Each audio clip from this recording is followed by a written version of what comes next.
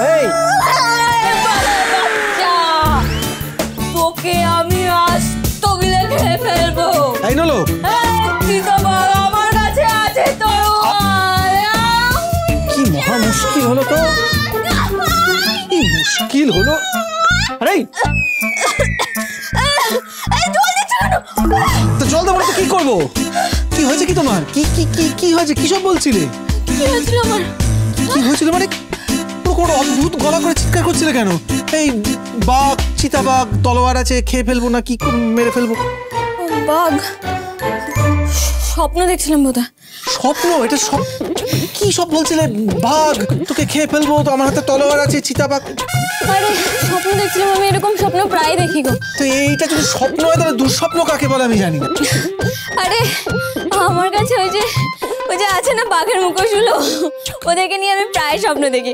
আমি দেখি ওদের সাথে লড়াই করছি, মারপিট করছি, মজা করছি। ওরা একেবারে আমার কাছে জানতে হয়ে যায়। উফ, এসব দেখবার পর না পরে আমার মনটা কি ধরফড় করে। ও আমি পুরো ক্লান্ত হয়ে যাই, আমার আবার ঘুম পায়। শরীর খারাপ লাগছে না তো?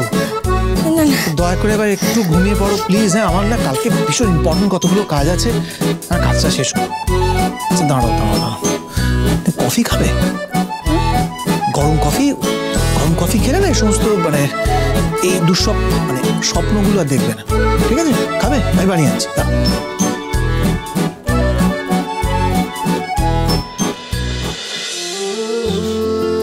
ধরো ধরো, গরম কফি, গরম কফি খেয়ে না।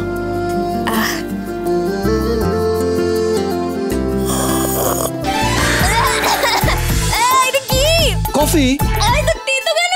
আরে ব্ল্যাক কফি এরকমই হয়, দাও। মুখটা পুরো ওরে বাপরে বাপরে পুরো নষ্ট হয়ে গেল আমার। আমার লাল পাতা কই? কি খেলাম এগুলো? আমার লাল পাতা যা, কি এটা? উফ, বেরো না রে।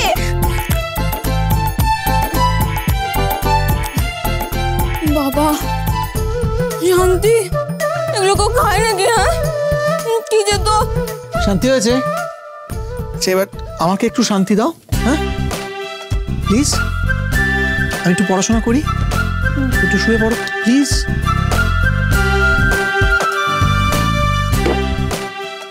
এই শোনো, আমি বলছিলাম যে ওই স্বপ্নটা ওই তোর এক রাত্রিরে একবারই আসে তো নাকি বারবার করে আসতে থাকে? না না, একবারই হয়। Thank god. শুয়ে পড়ো।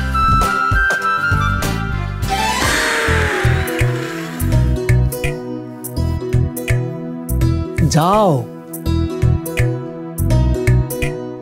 ইস, কেমন বিরক্ত করছি আমি মানুষটাকে। এত বড় মানুষ, আমি তো এখানে উড়ে এসে জুড়ে বসেছি। ছি ছি ছি, আমার জন্য ওনাকে কত কষ্ট করতে হচ্ছে। আমি কি ওনার কাছে একবার গিয়ে ক্ষমা চেয়ে নেব? হ্যাঁ, তাই করি বরং।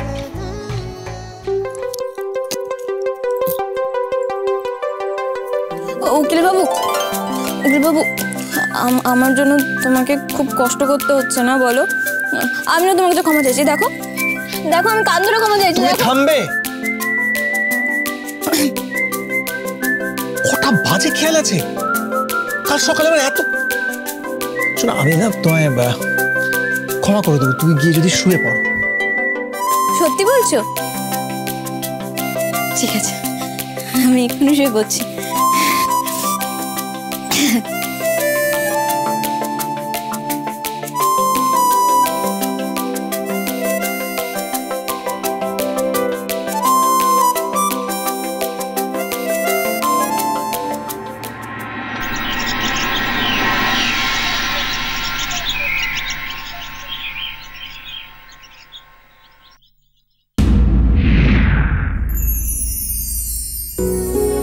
এই এই ওঠো। ঘুম পাচ্ছে, ঘুমোতে দাও না। মুশকিল হলো। আচ্ছা শোনো, তুমি ঘুমোতে বারণ করছি না, এখানে কেন? দেখো, ওঠো ওঠো।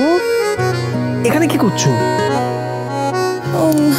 ভয় লাগছিল তো, তাই তোমার এখানে এসে শুয়েছিলাম। আচ্ছা ঠিক আছে, ভয় আর যাবে না, বিছানায় গিয়ে শুয়ে পড়ো।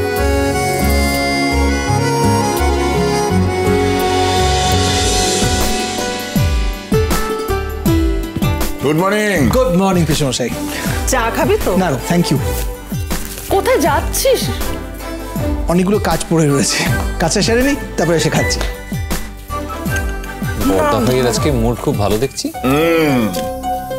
ভালো তো হবেই, কাল স্বামী স্ত্রীকে একসাথে ছিল। স্বামী স্ত্রী মানে? স্বামী স্ত্রী মানে তুই তুই সত্যি বুঝতে পারছিস না? কি কি বলছো বলো তো, সত্যি বুঝতে পারছি না। আরে অগ্নি, তোমার পিসিমণি অরিন্দম আর নোলককে নিয়ে কথা বলছে। আসলে কাল রাত্রে ওরা তো একসাথে করেছিল, ওদের দরজা অবশ্য খোলা ছিল। তবে বেশি দিন লাগবে না, এরম ভাবে চললে বন্ধ হয়ে যাবে। হ্যাঁ ঠিকই বলেছো, সত্যি আর বেশি দিন বোধহয় বন্ধ হবে, আর সেটাই তো স্বাভাবিক। তাতে তোমাদের এত আপত্তি কিসের বলো তো? তুই কি বলতে চাইছিস, মানে এক্স্যাক্টলি কি চাস তুই? তুই ব্যাপারটা অ্যালাউ করিস? কমপ্লিটলি, পুরোপুরি। কিছু মনে করিস না অনু, আমি তোর কাছ থেকে এটাই এক্সপেক্ট করেছি। কেন বলো তো পিসিমণি?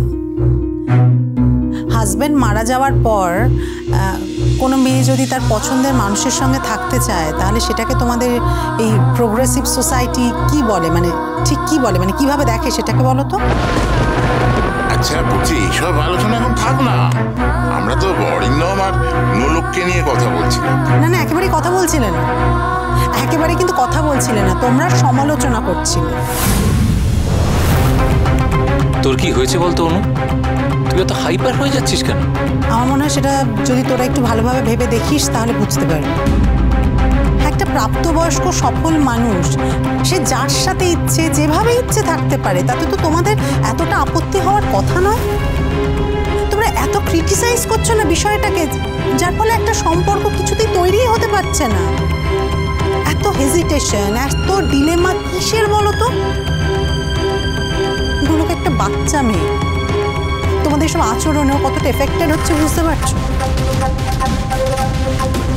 আমার সাথে তো যা ইচ্ছে করেছো, আমাকে আমাকে যা পেরেছো তোমরা বলেছো একটা সময়, আমি সেটা মানে আমি নিজের মতো করে সেটাকে মানিয়ে নিয়েছি। কিন্তু please don't do this further, for gods sec please. একটা জিনিস লক্ষ্য করেছো, অনু কিরকম দিন দিন রেভলিউশনিস্ট হয়ে যাচ্ছে না? মানে যেটা বিশ্বাস করে, যেটা ঠিক বলে মনে করে, সেই মতো আমাদের সকলকে চলতে হবে। দূর ছাড়ো তো, পাত্তা দেওয়ার কোনো দরকার আছে নাকি? নিজের লাইফটাকে তো হেল্প করে ছেড়ে দিয়েছে, মেয়ে মাকে পর্যন্ত মানে না। আরে বাবা, আমরা যেটা করছি যেটা বলছি এবারই ভালোর জন্যই তো করছি, তা নয় এরা সবাই মিলে রেভলিউশনিস্ট হয়ে উঠে একটা ওই নোলককে সামনে রেখে বুঝতে পারছে না যে যেটা করছে তাতে পরিবারেরই ক্ষতি হচ্ছে। তোমরা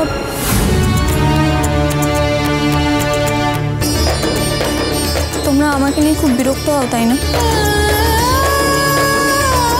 কিন্তু কিন্তু বিশ্বাস করো, আমার কোথাও যাওয়ার জায়গা নেই। বাবা বলেছে এখানেই মানিয়ে গুছিয়ে নিতে।